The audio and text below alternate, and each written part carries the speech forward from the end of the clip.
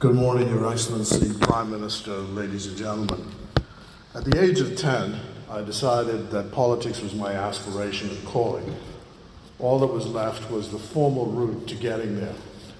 Fortunately, I came along at a time and an age when there was the welcoming air of majority rule and independence.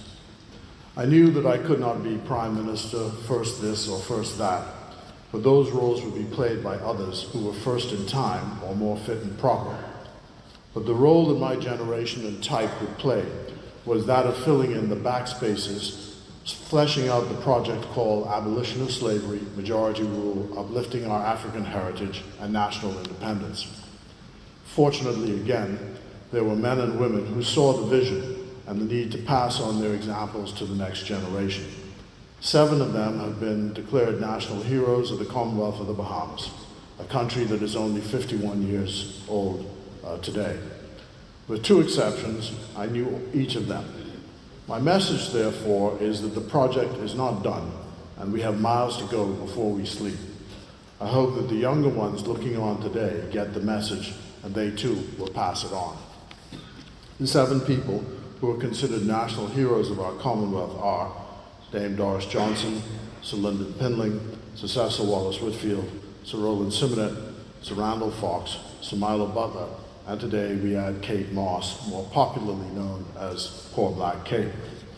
Then there are the hundreds of other Bahamians, including many of you here today, who are being honored for their different levels of contributions to our national development, and I say congratulations to you all. These awards came into being in 2016 by Act of Parliament. There was an advisory committee. They were meant and are meant to end foreign honors for Bahamians who have given much to their country. The Act left a dual system of honors in place, which must come to an end in time. I've often asked why the country is not a republic, as it should have become in 1973. I say that the answer lies in the history of the struggle for independence. It was a compromise made by Sir Lyndon Pinling and his colleagues to make independence a less frightening idea, more acceptable to many who feared that the changes would mean catastrophe, even though we had in fact been running our own affairs since the settlement of these islands way back in the 17th century, and certainly since 1964. So, a constitutional fiction was designed to keep the peace. It will take other generations to complete that project. But today, you are part of that journey. Your fellow citizens have honored you and your deceased family members for doing things that make for peace and build up the common life. I wish to thank the members of the advisory committee who sorted through the thousands of applications and gave the appropriate advice to the Prime Minister according to law. The highest honor to a Bahamian is that of national hero, but that category is so specifically defined that there is a limiting factor. Some people have indicated that limits should be set on the numbers in other categories. This, of course, will have to be adjusted by law.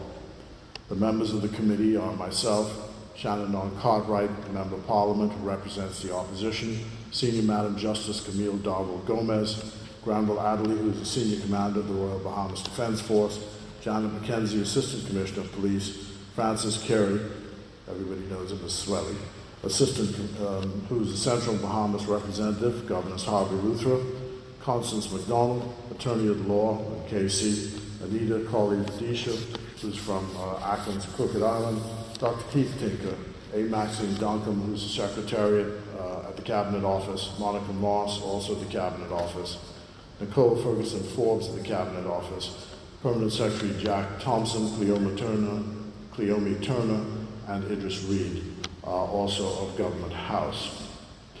However, I want to say that the currency so far of these awards has not been diminished as far as observations can tell.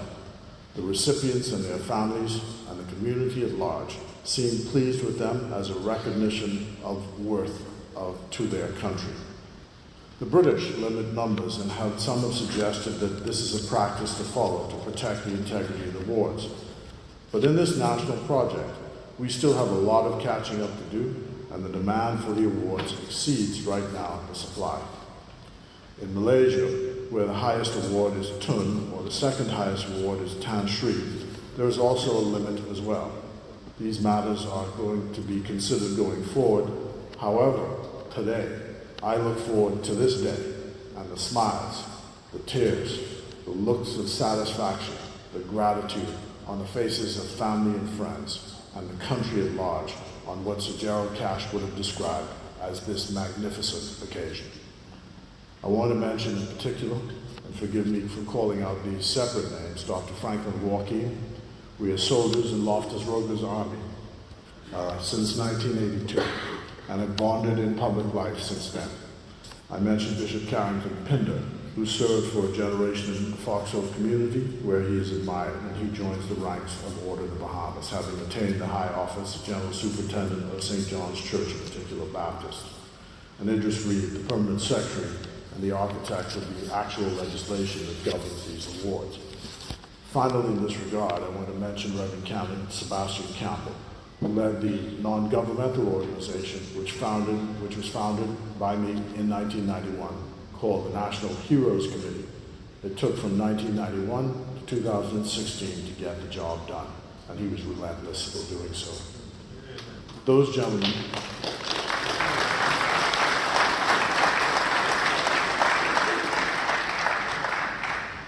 gentlemen and all the other gentlemen who have received the award of Companion of Order of the Bahamas at the highest rank are entitled to be called Right Honorable, and congratulations to them.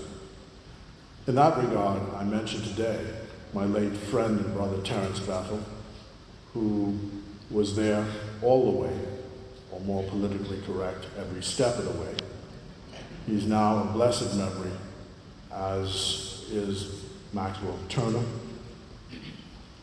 and those who are yet alive are Loretta Butler Turner, who first mooted the idea of a national holiday, former MB Code Smith, Freddie Munnings Jr., Vanda Moss, Reverend C.B. Moss, the late Al Dillette, who was honored last year, and I want to thank all of them. The journey continues today. We have miles to go before we sleep. This is not America, and this is not the United Kingdom. This is the Commonwealth of the Bahamas. Every day, we must fight for our identity, in small things and in big things, at the United Nations and here at home. We drive on the left. We spell honor, H-O-N-O-U-R. We write the date, 14th October 2024, not October 14th, 2024. We drink Cereseed to stop the flu. We light the skylight. We come in soon directly. We reverse back. We walk on the streets even when it's Brian.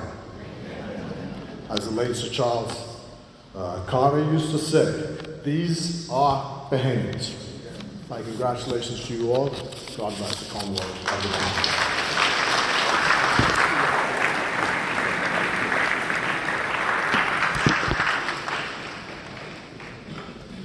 Now, ladies and gentlemen, it is my proud honor to present to you Prime Minister of the Commonwealth of the Bahamas, Philip Edward Ray Davis. Please stand.